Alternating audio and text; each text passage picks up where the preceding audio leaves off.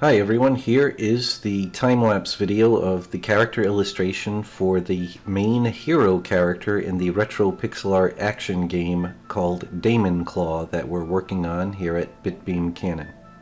As always, I started with pencil and very lightly sketched in a very rough general shape to place the character on the page to make sure I had room for everything. And then I just kept refining the shape, making sure the proportions were the way I wanted and that the limbs fell into place for the overall pose and to properly fill the space on the page. And once the overall pose was well established with proper proportions and perspective, then I really started moving into specific details which I had already worked out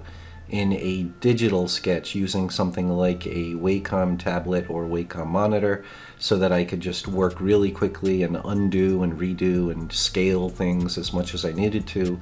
come to the final design for especially the costume and also the coloring of the character's clothing and armor. And so you can see I just keep moving around and getting to more and more refined details. And soon you're going to see that I'm going to switch from the drafting pencil that I have right there on the screen with an F lead in it to a more typical and finer point mechanical pencil with an HB lead in it, and I think it's a 0.7 millimeter lead, and that's just to get even finer detail in there and to darken up because it'll draw with darker lines. It'll really allow me to make the final lines that I want to then go over in the inking process even more accurate. So there it is, there's the new pencil. Especially with the face, I really want to make sure that the sort of final lines that I want to ink over are nice and very clearly visible over all the sketchier lines that now I don't have to erase at this point because it's very clear and easy to see what are the final lines and what were just lines there to help establish the drawing up to this point.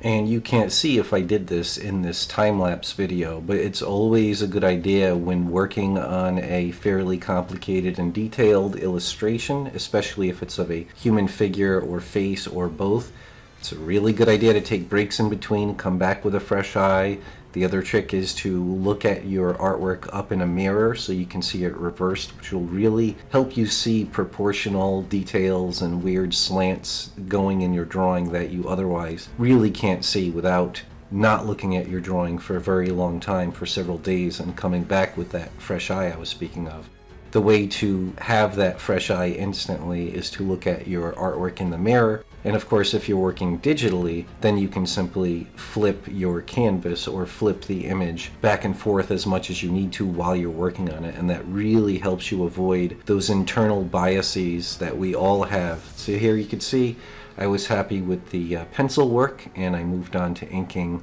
with fairly standard disposable micron pens that are very common and popular among manga artists and comic book artists. And one thing that you can't really tell in the sped up video is that I'm fairly frequently changing which pen I'm using. The set has pens that all have different thicknesses that draw different thickness lines. And it really helps in illustration to use what's called varied line width, and there's two major ways to use this. Usually we're talking about in a single stroke even, in one line of the inked illustration, the point will go from fine to thick and then maybe back to fine again over the course of the stroke. But then there's also just the idea of having different thickness or weights of lines in different areas of the inked drawing. And the easiest major rule to remember that helps give even your unshaded, uncolored inked illustration, it helps give it three-dimensional form and a sense of light and shadow, is use your thicker lines in the opposite position of the light source. So if the light source is in the top left, then make your lines thicker at the lower right, wherever there's a line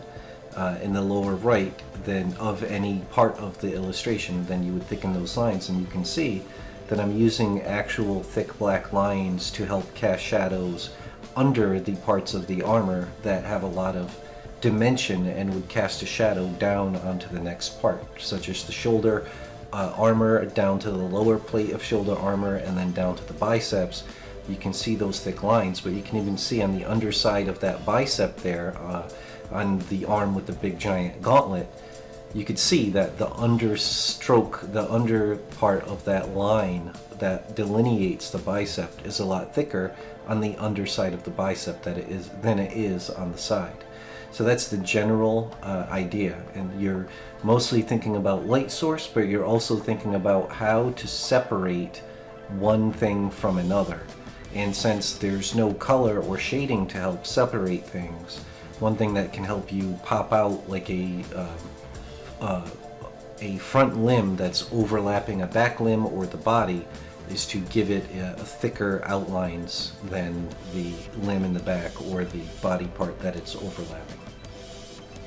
And speaking of that giant gauntlet, this character was designed, as I said, for that video game, and in the plot of the game,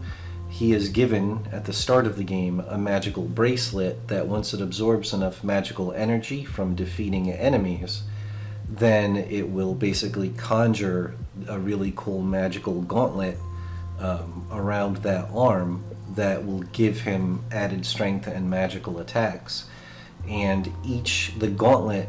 takes on a different form for each level once he earns it for that particular level. So there's like a flame-based one and a lightning-based one and so on and so forth. And this particular one depicted here is the flame one, which will become really obvious once I get into the coloring stage of this illustration. And here the illustration is getting very close to done, where I'm just working in final details, but then I really decided, after all, I wasn't completely happy with how the face and the head turned out. So I actually scanned the finished illustration, removed the head digitally, printed it back out onto the same type of comic illustration board, redrew the head to just come up with a better likeness to how I envisioned the character, and then right here you see I'm just re-inking the new head, and I was much happier with the way that head turned out. And now the coloring phase is about to begin, and in my past experience with the previous illustrations I had done, I was getting frustrated with the fact that with markers you had to worry about them being dried up or drying while you're using them, or finding out that you don't have a color that you need and having to wait and run back out to a store or order markers at several dollars a pop to finish coloring your illustration. So I decided to go a different route and actually buy some acrylic artist inks, which offer a lot of benefits, including which, if you buy a primary color set, and you see there I actually bought a 50 pack of little eyedropper style bottles that I could mix my own colors into. And in this way I basically have an unlimited range of colors, and there's no risk of really running out of a marker mid-coloring job or missing a color that I don't have. I can literally pre-mix any colors I know I'm going to need, and I can adjust them on the fly. If I need it a slightly yellower tint, I can mix in a little bit of yellow, and so on and so forth. So it just really was a much better and more freeing and worry-free experience. And then the other benefit is artist acrylic inks are much more permanent in what's called light fast, which means they're not going to fade over time, even in fairly direct sunlight. Whereas alcohol-based artist markers, while they look fantastically brilliant and vivid just after you color them, with age they discolor and fade, and some colors kind of turn brown or yellow very quickly over time compared to these artist inks. And because I'm going to be selling and giving away these finished illustrations, I really want them to last, for people to be able to put them on their wall and they're going to look just as good as they do now 10 years from now and even further down the line. So you may have noticed that because these are transparent inks, which is very similar to the alcohol-based artist markers, because they're transparent, you build up. You don't want to cover up where there should have been a highlight. You work from the lightest colors and you add the darker colors on, and then to keep a white highlight, what you want to try to do is actually just never have painted there on the paper to leave the white paper showing through. So that's what you've seen so far in this process, where I go around and I build up with my lighter colors, let those dry, and then keep building successive layers of darker colors on to get all my shading. And when you're coloring or shading or both, it's really important to keep not just color and light and shadow in mind, but actually the specularity, or how that particular surface that you're painting or shading reflects light and casts shadow, or has shadow cast upon it. Obviously, someone's human skin behaves very differently with light than metal or different types of plastic or glass or ice or fabric or all of those kinds of things. So it's really important to keep that in mind and to shade, basically deciding not only where your shadows are, but what shape they are and how big they are. And that's especially also true with the highlights. If something is very shiny, the really white, bright highlight part tends to be very localized to a specific area, but you can also use more almost linguistic communication style in your shading. Like you might be able to notice in the gauntlet, when you look at the finished thing, I added the very cartoony diagonal sort of almost stripe work in the shading to give it that metallic sheen sensibility. So it might not be 100% realistic, but it helps reinforce that different things reflect the light in different ways, and it's a cue to the viewer to help them not just see the colors things are, but actually kind of feel what kind of surface those things are made out of. And just as with the drawing and the inking process, as I first tend to block in the overall detail, overall color, like the big things, the major things, I then move around and work on the finer and finer details. And in the case of coloring with transparent colors,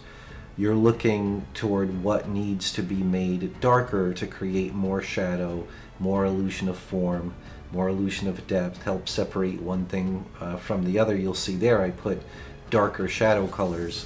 on his torso under where the pectoral armor and his arm are, because